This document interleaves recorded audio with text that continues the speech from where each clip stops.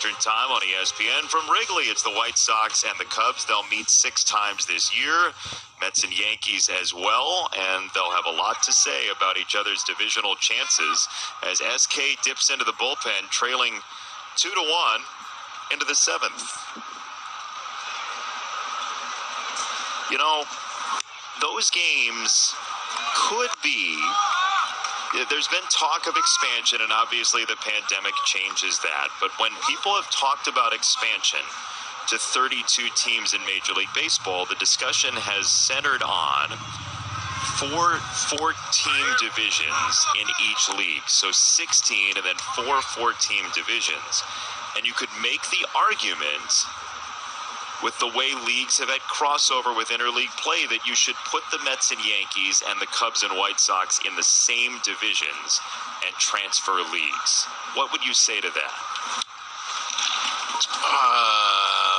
I think that you maybe think about it a little bit more now, just because lack of travel and proximity is so much more important than I think we thought of before. I don't know. I mean, it would feel weird if the White Sox were in the National League or if the Yankees were in the National League. I kind of like it the way it is. I think 2 teams in the same city, I think it makes sense to split them up by league. But wouldn't it be fun at the end of a year if the Mets and Yankees were playing to go to the playoffs? I'm just saying that would happen. Yeah, that would happen more often than a World Series between the 2 teams.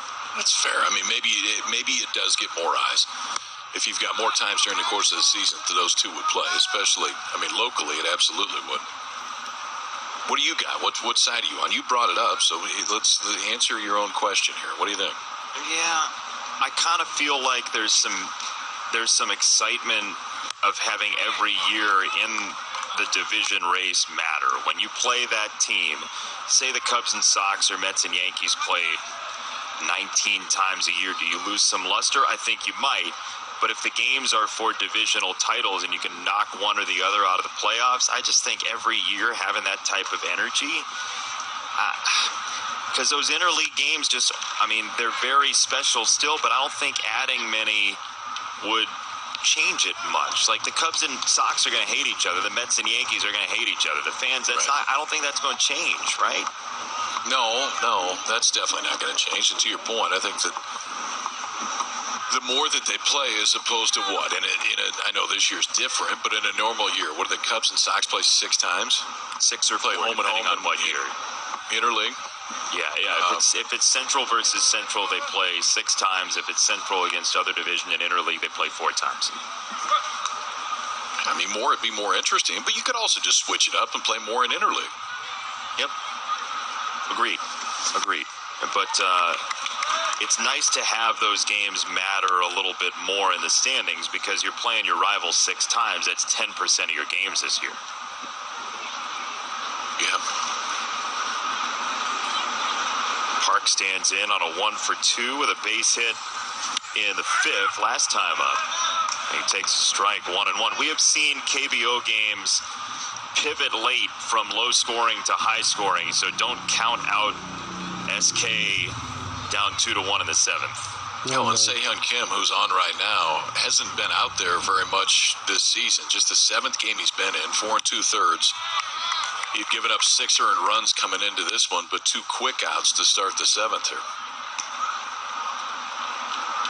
And who grabbed that split into his glove every time, so has the split gripped, and then if he's going to go away from it, doesn't when he goes to home plate. Oh, thought that was a strike. Sometimes the umpire will get caught up in the check swing and then miss the strike that came over.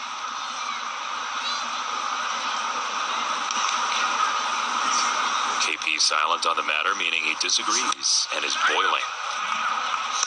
That wasn't it. No, I was listening. I was just caught up in your own the feelings? fact that Se-Hyun Kim was drafted by the Hyundai Unicorns, and if there's any name that should come back, I think it's the Unicorns.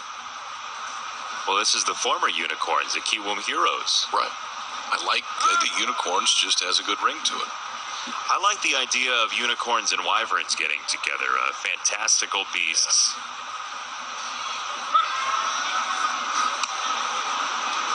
Those are two teams that should meet the Wyverns and the Unicorns, regardless of interleague play and where you are. They should, if they exist, they should meet no less than 10 times a year. Now a 2-out walk right here to park the 9-hole hitter to turn the lineup over. Now I think you're just doing the segues to prove a point. I would never do that. No, you wouldn't. You wouldn't dare. You having bacon for breakfast after this, or what are you doing? I'm having a pillow for breakfast right after this. That's next on the list. But you made a piece of bacon angry today. I don't feel bad about that at all. No, I mean I think you kind of have to go and There's crispy bacon, live from Allentown, PA. That was solid, by the way.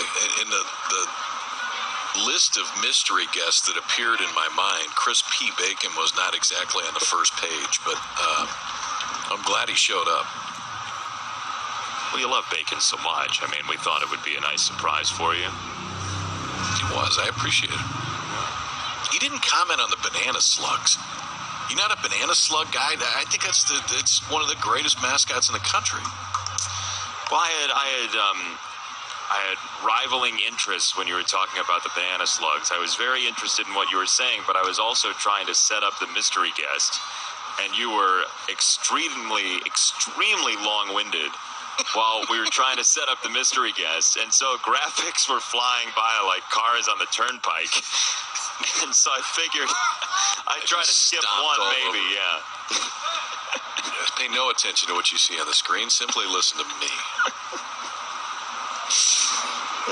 2 out, 1 on here in the 7th. 2-1 Kiwoom off a home run from Byung-ho Park, and then Aesung Kim leading off last inning, and then scoring off the ground ball past Romack. You got that a strike? Yeah, I do, and that's one of those that a long time ago wouldn't get called a strike, and it was the old, well, he missed on the wrong side of the plate, but who cares? If it's a strike, it's a strike. Yeah, like that was detached analysis until it got to the point where you remembered that you had some of those not called for you, and then you said, who cares? And you sounded like you were back on the mound and you were PO'd. Yeah, I mean, as you've consistently reminded me today, it sounds like I've been that way the entire game, but yeah, I mean, if you miss, but it's a strike, it's not a miss. It should count. That one looked like it was out, but you'll take it too. So 1-2. Now to say. You think that was out? I had it out, but maybe some of it was just the movement of Hyun-Suk Lee thinking that the base runner was going right there. I think most of them are strikes, though, so I make a lot of mistakes, Jason. Well, you had it out. We've had it out a number of times already this Saturday morning, which is fantastic for our viewers. Just another Saturday for us. I'm going to miss you next week. What happens now? Like, you don't go away from KBO entirely, do you? No, I'm around. I'm on Sunday next week with Jess, and they might start breaking us up with sticks after the last 6 innings.